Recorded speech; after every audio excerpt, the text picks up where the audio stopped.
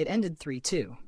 But it felt like 5-4 in a blizzard while someone lit fireworks indoors and nobody knew if the walls were still standing. This wasn't a football match. This was a street fight that got a TV deal. A slow-burning bar brawl between one team that looked like they'd been thrown into a dryer on spin cycle and another that forgot they were supposed to be winning. And then, a teenager walked in and ended it with a poetry slam. Let's not pretend we watched a tactical clinic. Let's not insult our intelligence. This was madness in a Newcastle shirt, met by confusion in a Liverpool one. It was peak Premier League lunacy, set in a cauldron of wet noise and wounded pride, and if you blinked, you probably missed 5 fouls, 2 groans, a tactical change, and possibly a VAR review that nobody asked for. By the time Rio Ngumoha made his entrance in the 96th minute, we had seen it all. Well, almost all. Newcastle were down to 10 men and still somehow giving Liverpool a guided tour of their own penalty box. There were points when Liverpool looked like a group of passengers trying to assemble IKEA furniture during an earthquake. And yet they won. Let's rewind, because the first half deserves its own tragicomedy miniseries. Newcastle came out like they were trying to avenge a crime. Everything was sharp elbows and sharper atmosphere. The crowd roared like they'd personally received a breakup text from Alexander Isak. And Liverpool showed up. Just barely. It was a scramble. Liverpool couldn't connect passes. They couldn't handle Newcastle's intensity. I'm talking about a passing accuracy in the first 20 minutes that looked like a bad Wi-Fi signal. Gravenberch got booked, Gakpo got clattered. Szoboszlai was playing at right back in some alternate timeline. And still, somehow, a goal happened. Ryan Gravenberch, 35 minutes in. A low slicing strike through Bruno's legs past a statuesque Nick Pope. Liverpool's first meaningful shot? Maybe their first 3-pass sequence. And they were ahead. Welcome to football, where the underperformer gets the bonus and the overachiever gets audited. Newcastle didn't fold because they don't. That's not what this version of Newcastle does. They threw the entire city behind every ball. And when Anthony Gordon launched into Virgil van Dijk with a tackle that screamed, "I left the oven on," everything changed. VAR gave the referee a second chance at being brave. Red card. And the universe shifted. Now you'd think, as a rational observer, that going down to 10 men against the defending champions would be a death sentence. That's the normal script. But this wasn't normal. This was St. James's Park in vengeance mode. This was Newcastle looking the devil in the eye and asking him if he wanted to go. Halftime came, and Arne Slot hadn't even made it back to his seat before it was 2-0. 20 seconds in.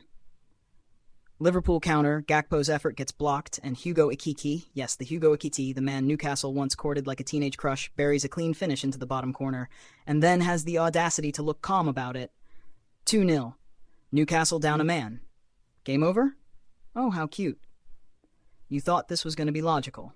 What followed was 35 minutes of straight defiance. Newcastle, bruised and limping, without Joelinton, without Tonali, without Schär, eventually looked at a 2-goal deficit and said, what if we just pretended that didn't happen? And Liverpool let them. Bruno Guimaraes took personal offense to the concept of losing. The man turned into a glitch in the Matrix. Possessed. Every tackle, every pass, every aerial duel was a declaration of war. He made Kirkez his personal armrest and crashed a header into the net. 2-1. Game on. The volume spiked. The cameras shook. Every Liverpool clearance felt like a failed escape attempt. You know the moment a horror film turns from tension to chaos? That's what this was. And then the equalizer. Of course it came. 88th minute. One long ball. A flick on by Dan Burn, who had by then transformed into an angry skyscraper. Willow Sula, the last striker standing, snuck in past Allison and slotted home like he'd been doing this his whole life. 2-2. Absolute bedlam. Liverpool hadn't had a shot on target in nearly an hour. They looked like they'd run out of batteries. Arne Slot looked like he wanted to curl up inside a tactical diagram and disappear. Newcastle's 10 men were fighting like 12. And then, out of nowhere, Rio Ngumoha, 16 years old, fresh from adolescence, thrown on in the 96th minute like a coin in a wishing well. What happened next wasn't luck. It was lightning in a bottle, uncorked by madness. Liverpool stitched together the only coherent attack they had all night. Szoboszlai let the ball roll. Ngumoha, ghosting in from the left, swept it first time into the far corner like he didn't know you're not supposed to do that. Like nobody told him pressure was real. 3-2. A teenager ended a grown man's war. And I know, people will ask about tactics, about game models, about shape and structure and control. But what was this game if not pure, stupid, beautiful chaos? Liverpool weren't brilliant. They were present. But somehow, they leave with the points. With a story. With a 16-year-old whose debut goal might already be a career highlight. Newcastle, they'll feel robbed, violated by the gods of football. But they were immense. Every player ran until their hamstrings filed a complaint.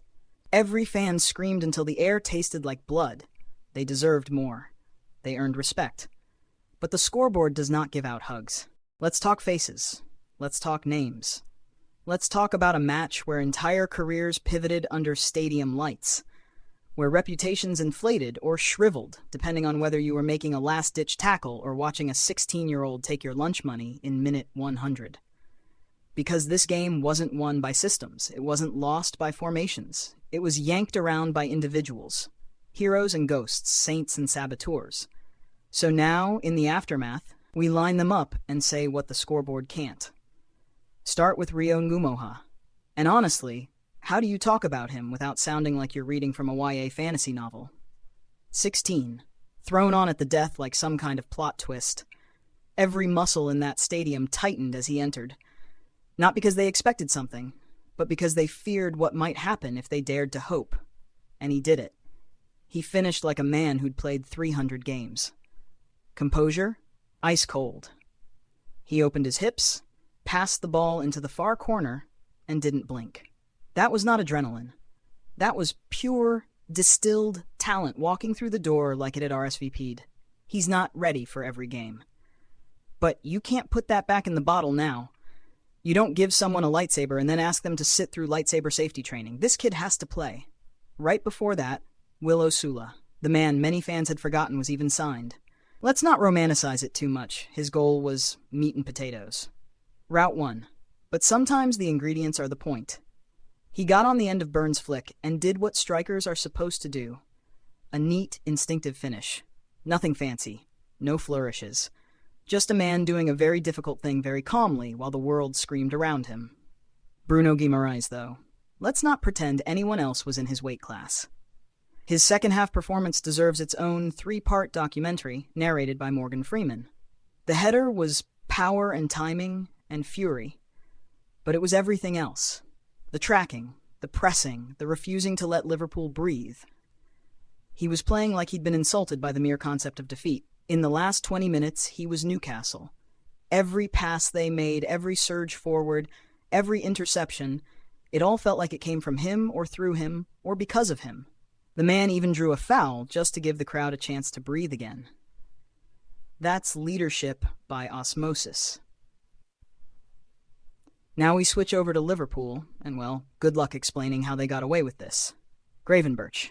He did what nobody else in red managed for 45 minutes. He kicked the ball toward the net and made it count. His goal was slightly absurd, cutting through the noise and chaos like someone found a cheat code in the middle of a street brawl. Through a crowd, through Bruno's legs, and past Nick Pope, who had already started writing his angry diary entry. But beyond that, he was yellow-carded, outpaced, and overrun for stretches. He's the kid in class who aces the exam but spent half the time doodling swords in the margins. Hugo Ekiti scored. And it was a classy finish. Picked up the ball off a deflection, drove low and hard, clinical. But the real story there was the irony. Newcastle had courted him, needed a number 9, and here he was, scoring against them with a shrug. Football loves that kind of petty drama. But he faded, like most of Liverpool's front line. Because honestly, and let's not sugarcoat it, Liverpool's attackers were ghosts for long stretches. Mohamed Salah, he's still on the pitch somewhere, probably asking to borrow a map. He was marshaled out of the game, shoved to the fringes, turned into a decoy with very expensive boots. Cody Gakpo was a little better, sharp in moments, involved in the second goal build-up, but still far from dominant. Wirtz showed sparks in the first half, with a low shot that tested Pope, but again, the flickers dimmed. And Szoboszlai, playing at right back like he'd lost a bet. He looked fine going forward, but defensively, he had the energy of a substitute teacher who didn't know what class he was supposed to be covering. He's a creative midfielder, not a defensive wall, and Newcastle knew it. Let's linger for a moment on Alisson. Because without him, Liverpool might have been 5-0 down before they got on the board. He swept up behind Konaté's meltdown. He punched, clawed, and screamed his way through a barrage of long throws and corners. And if you listen closely, you can still hear him shouting instructions from somewhere in the northeast. Speaking of Konaté, his first half should be studied as a case study in how not to deal with pressure. He looked like a man trying to carry a refrigerator upstairs on his own. Out-muscled, out-timed, out-thought.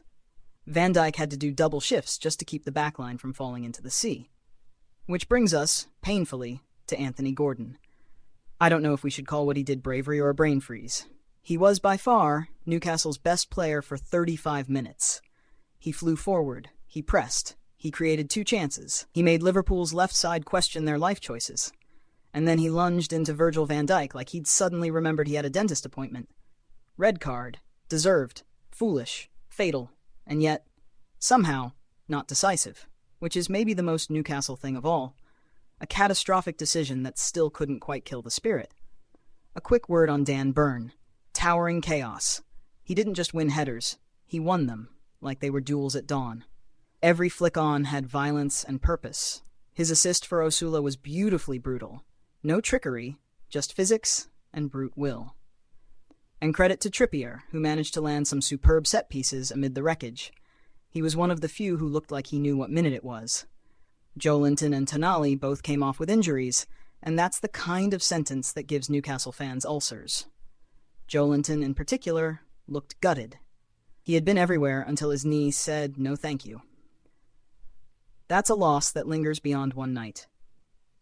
A word for Schär, too, because even before he got subbed for what looked like a head knock, he was dragging that defense through the mud like a soldier carrying a fallen comrade. Now, the managers. Eddie Howe will look like he lost. But if you watched that match and saw anything resembling defeat in his team's second half, then congratulations. You are legally blind. His side, with 10 men and a broken lineup, dragged Liverpool into a street-level scrap and nearly stole the crown off their head. Howe managed to light a fire that wouldn't go out. The result doesn't do justice to what he got out of a gutted squad. Arne Slot won. Technically. But he'll know that what he watched was not dominance, not control, not champion-like resilience. It was survival by moments, by luck, by a child prodigy and the mercy of goalkeeping gods. His side were pushed around by 10 men. For long periods they looked like they needed a tutorial on how to play football with a numerical advantage. But hey, this is what the Premier League is. It chews up reason and spits out moments. It doesn't care about fairness or logic. It cares about story. And tonight, the story was this. A 16-year-old walked into a match he had no business deciding and ended it anyway. This has been Across the Pitch. Over and out.